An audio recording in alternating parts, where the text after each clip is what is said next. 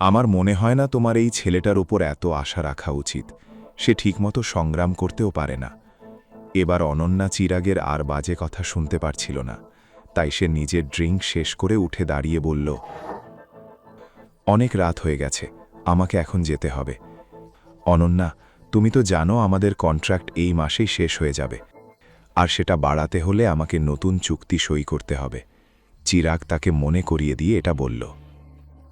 এই কথা শুনেই অনন্যার বুক ধরফর করে উঠল। তার মনে হলো যেন চিরাগ তাকে অন্যভাবে হুমকি দিচ্ছে।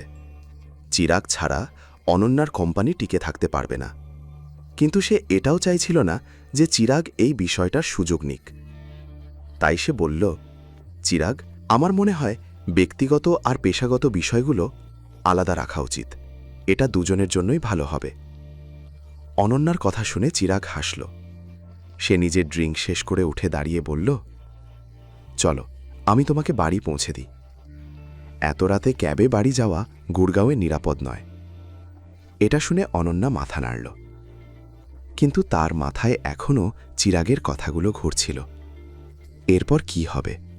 চিরাগ কি অনন্যার সঙ্গে সই করা কন্ট্রাক্ট বাতিল করে দেবে, নাকি নিজের কোম্পানিকে বাঁচানোর জন্য অনন্যা অভিনবকে ডিভোর্স দেবে? কিছুক্ষণ পরে চিরাগের গাড়ি অনন্যার বাড়ির সামনে এসে পৌঁছাল। যেই অনন্যার দরজা খুলে নামতে যাচ্ছিল, তখনই চিরাগ বলল, ভুলে যেও না, কন্ট্রাক্ট আমার হাতে আছে অনন্যা, আর তোমার সিদ্ধান্তের ওপরের বড় প্রভাব পড়তে পারে।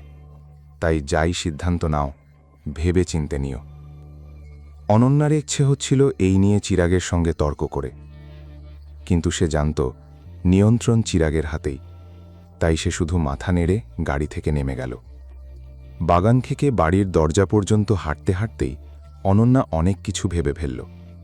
সে চিরাগকে বিয়ে করতে চাইত না, কিন্তু নিজের কোম্পানিকে বাঁচাতে তার জীবনে এমন পরিস্থিতিও আসতে পারে। তার মনে হচ্ছিল সে যেন কুঁয়ো থেকে বেরিয়ে খাদে পড়তে যাচ্ছে। যখন অনন্যা দরজার বেল বাজাতে যাচ্ছিল, হঠাৎ দরজাটা নিজে থেকেই খুলে গেল। দরজার ওপারে অভিনব দাঁড়িয়েছিল। এভাবে হঠাৎ সামনে অভিনবকে দেখে অনন্যার হৃদস্পন্দন বেড়ে গেল।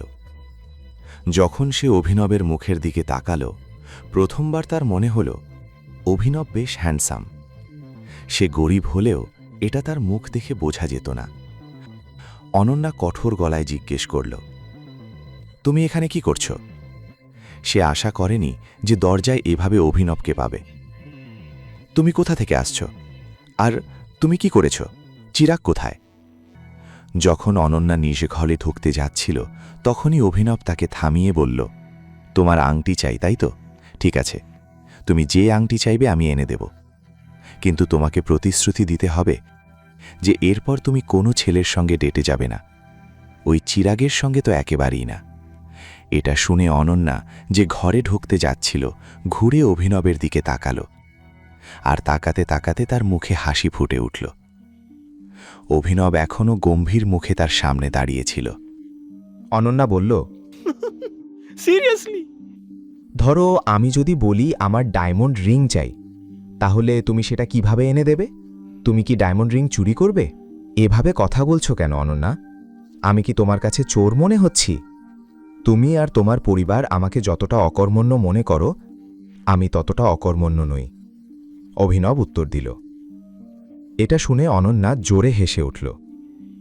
এত চাপ আর ক্লান্তিকর দিনের পর এভাবে হাসতে তার বেশ ভালো লাগছিল। হাসতে হাসতে সে বলল, তুমি তো বেশ মজার অভিনব, কিন্তু এটা ভেবো না যে আমাকে হাসিয়ে তুমি আমার মন জয় করে নেবে। আমি আমার সিদ্ধান্ত নিয়ে ফেলেছি, আর তোমার কোনো মজাই সেটা বদলাতে পারবে না।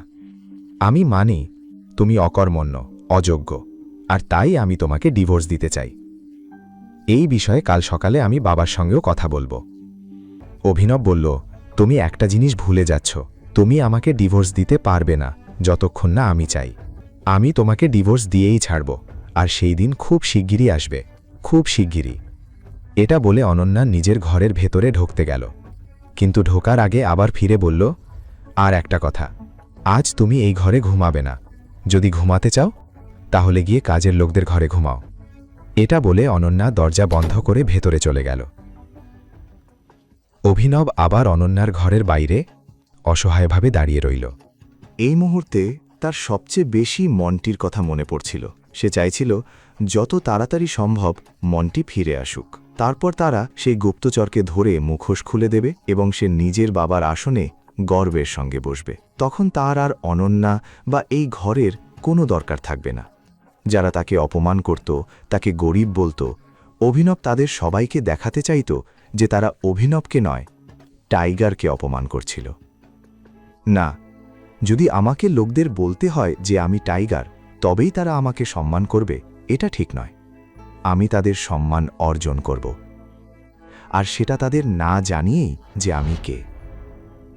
অভিনব নিজের মনে বলল এবং গভীর শ্বাস নিয়ে কাজের লোকদের ঘরের দিকে হাঁটতে লাগল।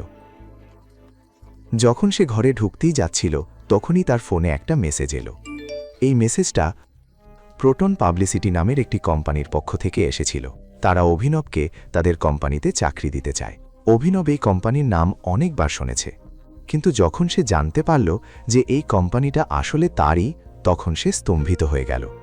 সে স্বপ্নেও ভাবেনি যে সে এত বড় একটা কোম্পানির মালিক হতে পারে। এখনই পকেট এফএম অ্যাপ্লিকেশন ডাউনলোড করুন, লিংক বর্ণনায় দেওয়া আছে।